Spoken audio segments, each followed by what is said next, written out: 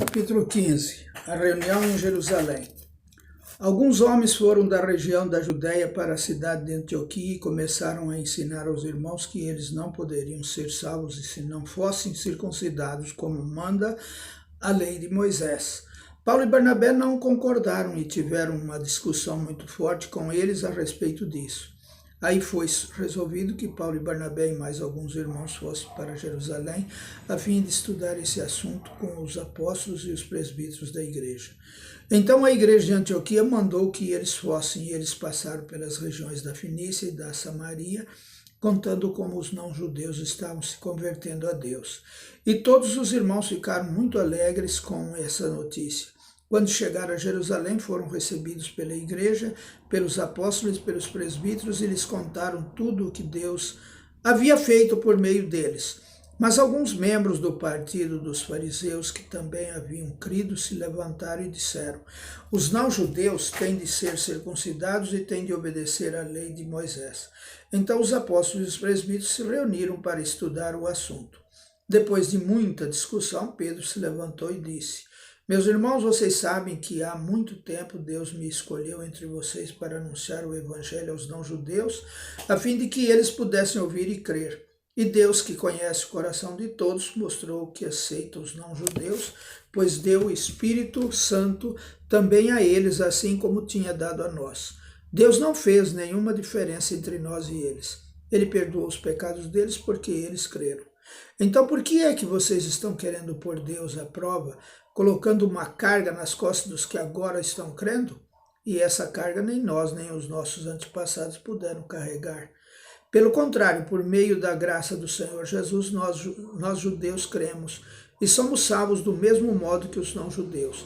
Então todos os que estavam ali ficaram calados e escutaram Barnabé e Paulo contarem todos os milagres e maravilhas que Deus tinha feito por meio deles entre os não-judeus. Quando eles terminaram de falar, Tiago disse: meus irmãos, escutem.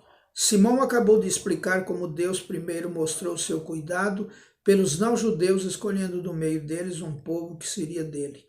As palavras dos profetas estão bem de acordo com isso, pois as escrituras sagradas dizem: depois disso eu voltarei, diz o Senhor, e construirei de novo o reino de Davi, que é como uma casa que caiu.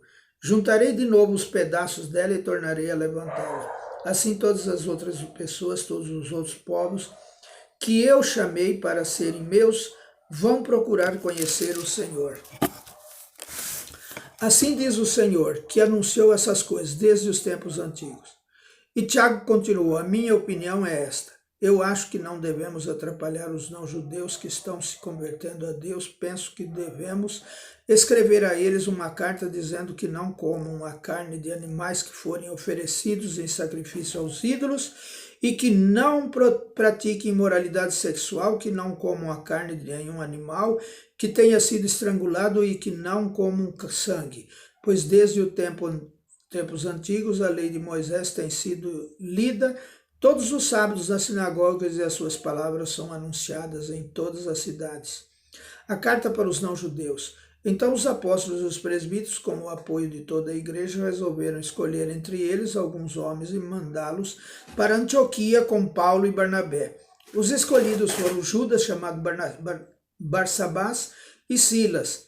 Esses dois homens eram muito respeitados pelos membros da igreja e mandaram por eles a seguinte carta: nós, os apóstolos e os presbíteros, irmãos de vocês, mandamos saudações aos nossos irmãos não-judeus que vivem em Antioquia e na província da Síria e na região da Cilícia. Soubemos que alguns do nosso grupo foram até aí e disseram coisas que criaram problemas para vocês. Porém, não foi com a nossa autoridade que eles fizeram isso. Portanto, nós todos resolvemos, sem nenhum voto, contra escolher alguns homens e mandá-los a vocês. Eles vão com os nossos queridos irmãos Barnabé e Paulo, que têm arriscado a sua vida a serviço do nosso Senhor Jesus Cristo. Estamos enviando então Judas e Silas para falarem pessoalmente com vocês sobre estas coisas que estamos escrevendo. Porque o Espírito Santo e nós mesmos resolvemos não pôr nenhuma carga sobre vocês, a não ser estas proibições, que são de fato necessárias. Não comam a carne de nenhum animal que tenha sido oferecido em sacrifício aos ídolos, E não comam o sangue nem a carne de nenhum animal que tenha sido estrangulado. E não pratiquem imoralidade sexual. Vocês agirão muito bem se não fizerem essas coisas. Saúde a todos. Então, mandaram que os 4 partissem e eles foram para Antioquia. Lá reuniram os cristãos e entregaram a carta. Quando estes a leram, ficaram muito alegres com as palavras de ânimo que havia nela. Judas e Silas, que eram profetas, falaram muito com os irmãos, dando-lhes assim ânimo e força. Eles passaram algum tempo ali e depois os irmãos, fazendo votos de boa viagem, os mandaram de volta para aqueles que os tinham enviado. Porém, Silas achou melhor ficar ali. Mas Paulo e Barnabé ficaram algum tempo em Antioquia e eles e muitos outros cristãos ensinavam e anunciavam a palavra do Senhor. A segunda viagem missionária de Paulo.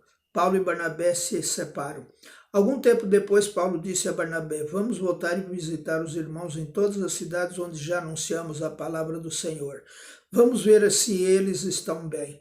Barnabé queria levar João Marcos, porém Paulo não queria, pois Marcos não tinha ficado com eles até o fim da primeira viagem missionária, mas os havia deixado na província da Panfilha. Por isso eles tiveram uma discussão tão forte que se separaram. Barnabé levou João Marcos consigo e embarcou para a ilha de Chipre, enquanto que Paulo escolheu Silas e seguiu viagem depois que os irmãos o entregaram aos cuidados do Senhor. E Paulo atravessou a província da Síria e a região da Cilícia, dando forças às igrejas. Amém.